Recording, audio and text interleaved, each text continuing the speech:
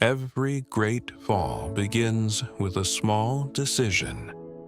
Not a war, not a disaster, just a choice.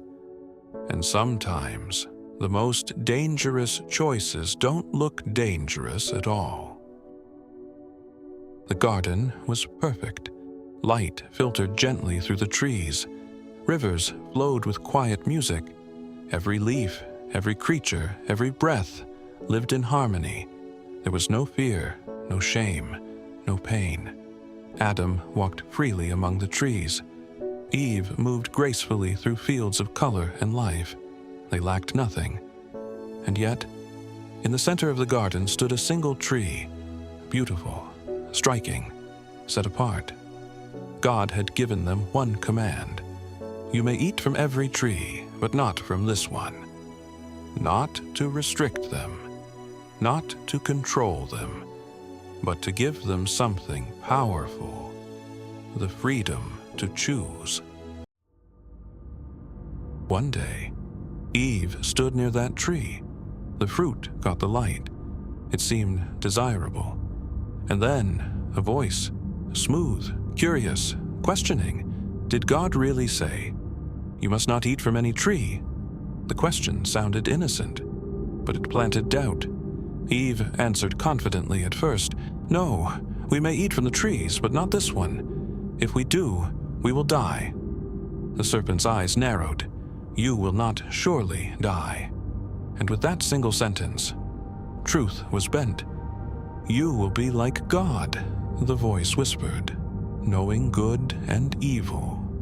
The fruit no longer looked forbidden. It looked wise, empowering, harmless. And here is how temptation works. It rarely looks ugly. It looks reasonable. Eve reached toward the branch. The moment slowed. Her hand hovered. This was not about hunger. It was about trust. Would she trust what God said, or what she felt? She took the fruit, and she ate. The world did not explode. The sky did not fall. Everything seemed the same. So she gave some to Adam, and he ate. And in that instant, everything changed. Their eyes opened, but not in the way they expected. Innocence vanished. Awareness rushed in. For the first time, they felt exposed, vulnerable, ashamed. The garden was still beautiful, but something inside them was broken. They tried to cover themselves. They tried to fix what they had done. But some things cannot be undone by human hands. Then they heard it, the sound of God walking in the garden. Before, that sound brought joy. Now, it brought fear. They hid among the trees, the very trees they once walked beside freely. And God called out, "Where are you?" Not because he did not know, but because they needed to answer. Adam stepped forward. "I was afraid, because I was naked, so I hid." Fear had entered the human story, and fear always follows disobedience. God asked gently, "Who told you that?"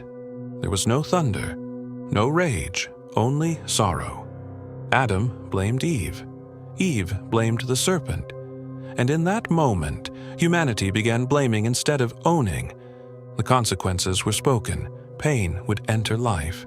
Work would become difficult. The ground itself would resist them. And one day, they would return to dust. The harmony of Eden was shattered, not because God failed, but because trust was broken. And yet, even in judgment, mercy appeared. God did not destroy them. He clothed them, covered their shame, and then he spoke a promise, a quiet promise hidden within the consequences. One day, a descendant would come, and the serpent's power would be crushed. Hope entered the story the same day sin did. Adam and Eve walked toward the edge of the garden. The sky burned with the colors of sunset. Behind them, paradise. Before them, an unknown world, harder, colder, broken, but not abandoned. They stepped forward together, not perfect, not innocent, but still loved. Sin always promises more than it delivers. It promises wisdom, but brings confusion. It promises freedom, but creates chains. It promises power, but leaves regret. And yet, even when we choose wrong, God does not walk away. He confronts, He corrects, but He also covers. He also promises. He also prepares redemption. The fall of humanity did not end the story. It began the need for a Savior.